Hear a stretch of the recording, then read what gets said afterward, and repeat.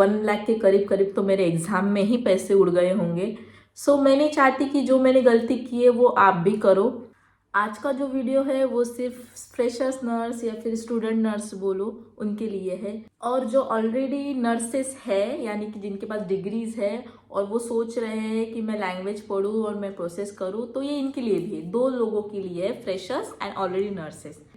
तो जैसे कि आपको कब जर्मन पढ़ना चालू करना चाहिए, कब प्रोसेस के लिए स्टार्ट करना चाहिए, क्योंकि ये क्वेश्चन मुझे हर बार हमेशा आता है कि दीदी मैं अभी फर्स्ट ईयर में हूँ, सेकंड ईयर में हूँ, मुझे जर्मनी आना है।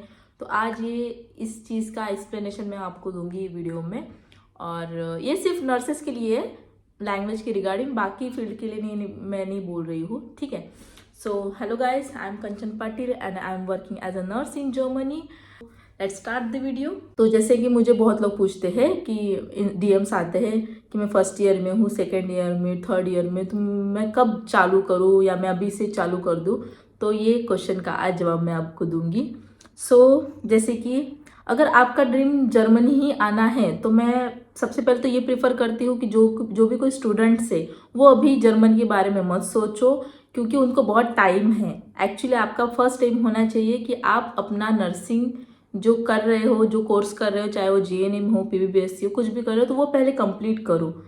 वो कंप्लीट करो, उसके बाद ही आप जर्मन के बारे में सोचना। क्योंकि देखो, अगर आप इन एजुकेशन के दौरान आप अगर जर्मन पढ़ना स्टार्ट करोगे तो प्रॉब्लम क्या होगी, ना आप ढंग से जर्मन पढ़ पाओगे, ना आप नर्सिंग कर पाओगे। क्योंकि मुझे भी एक्चुअली पता है कि नर्सिंग कैसे होता है, नर्सिंग की क्लासेस कैसी होती है, पोस्टिंग कैसी होती है, सब कुछ मुझे, असाइनमेंट्स कितने होते हैं, तो मुझे सब पता है। So I would like to prefer first complete your course. After that you can carry forward your German language and German process. So that's my advice to you. तो ये बहुत लोग ये भी बोलते हैं दीदी फिर अब तक मेरे पास 2 साल है, तब तक तो मैं जर्मन सीख लूँगा, तो मेरा टाइम बच जाएगा। आफ्टर मैं पास होने के बाद, मेरा जब एग्ज़ाम मीन्स मेरा जीएनएम होने के बाद, तो फिर मुझे थोड़ा कम टाइम लगेगा ना कि मैं अभी से अगर लैंग्वेज स्टार्ट कर दूँ तो। बट इसमें बट है, देखो जब आप 2 चीज़ें एक साथ करते हो ना तो आप दोनों पे भी फोकस अच्छे से नहीं कर पाते हो। तो फिर क्या होगा पता है क्या, आप जब स्टार्ट भी कर दोगे, स्टार्टिंग में तो आप स्टार्ट कर दोगे, लेकिन बाद में आप खुद ही ड्रॉबैक कर दोगे इस चीज़ से। तो इट्स बेटर आप पूरा फोकस एक ही पे करो। आप पहले पूरा नर्सिंग करो, जिस दिन आपकी नर्सिंग की फाइनल एग्जाम हो जाए ना, उस दिन से आप स्टार्ट कर सकते हो जर्मन पढ़ना, और फिर फुल्ली फोकस्ड आप उस पर ही करो। क्योंकि अगर आपको आना है तो फिर आपको फुल्ली फोकस उस पर ही करना पड़ेगा। अदर फील्ड का देखो A2 A1 में भी हो जाता है, लेकिन नर्सिंग का ऐसा है कि अभी आपको B2 की नीड है। अभी तो B1 भी नहीं बोल सकती मैं, B2 की ही नीड समझ लो। तो it's difficult language, so you have to give your best when you are learning language.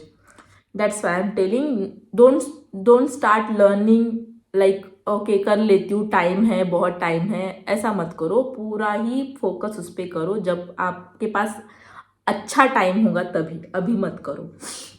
सो ये हो गया क्वेश्चन का आंसर। जो भी स्टूडेंट्स है, जो भी बीएससी जीएनएम कर रहे हैं, तो आपको अभी स्टार्ट नहीं करना है। आपको तब स्टार्ट करना है जब आपकी फाइनल एग्जाम हो जाए, उसके बाद ही आपको जर्मन पढ़ना स्टार्ट करना चाहिए, ठीक है। और आप रीच कर सकते हो मुझे कि आपको एग्जैक्ट गाइडेंस के लिए, जैसे क्या करना है, कहाँ करना है, कैसे करना है, तो आपको मैं गाइड करूँगी, चाहे अभी भी चाहे उसके बाद भी, ठीक है। तो आप मुझसे रीच कर सकते हो जब कभी आपको स्टार्ट करना हो। उसके बाद मैं प्रिफर करूँगी कि आप ऑफलाइन ही ज़्यादा करो, मैं ऑनलाइन कभी प्रेफर नहीं करूँगी, क्योंकि फ़र्क पड़ता ही है ऑफलाइन और ऑनलाइन लर्निंग में। और दूसरा जो क्वेश्चन है वो है जो ऑलरेडी नर्सेस है, यानी ऑलरेडी नर्सेस है बाय प्रोफेशन, और वो जर्मन पढ़ रहे हैं और उनको जर्मन ही आना है। वो क्या कर रहे हैं कभी कभी कि जैसे मैंने भी ये गलती की थी। मेरा तो कॉलेज था, कॉलेज की ड्यूरेशन में मैंने चालू किया था, तो उसके मुझे बहुत सारे ड्रॉबैक्स दिखे, मेरे बहुत सारे पैसे गए, मेरे लगभग 1 लाख के करीब करीब तो मेरे एग्ज़ाम में ही पैसे उड़ गए होंगे। तो इट्स बेटर, अगर आपको जल्दी आना है तो आप लैंग्वेज पे फोकस करो, क्योंकि लैंग्वेज के बिना तो यहाँ पे कुछ नहीं है। जब तक आपके पास सर्टिफिकेट्स नहीं होंगे, जब तक आपके पास लैंग्वेज नहीं होंगे, तब तक आप कुछ भी नहीं कर सकते। तो मैं यही सजेस्ट करूँगी जो ऑलरेडी नर्सेस है, अगर आपको आना ही है ना तो आप फुल्ली फोकस इस पर करो। आप थोड़े महीने दो खुद को, अपनी ड्रीम्स को, क्योंकि बिना तो ऐसे पॉसिबल नहीं है। अगर आप ड्यूटी भी कर रहे होंगे, घर भी संभाल रहे होंगे और साथ साथ में लैंग्वेज भी कर रहे हो, तो मुझे नहीं लगता, क्योंकि नर्सिंग एक ऐसा प्रोफेशन है कि कुछ फिक्स शेड्यूल नहीं होता है नर्सेस का।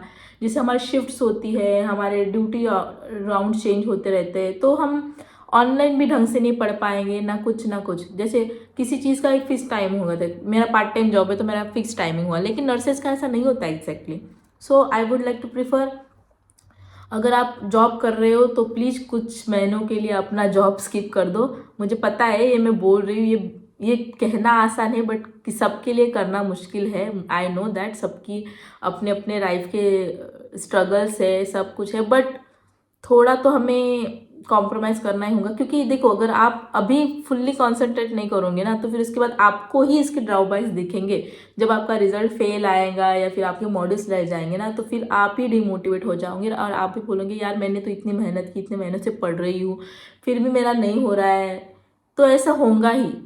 सो इट्स बेटर कि आप पहले थोड़ा सा अपने आप को थोड़ा संभाल के सब कुछ करो, ताकि आपको बाद में फिर ये सब ड्रॉबैक्स ना दिखना पड़े, बाद में आपको फेलिवर ना दिखना पड़े।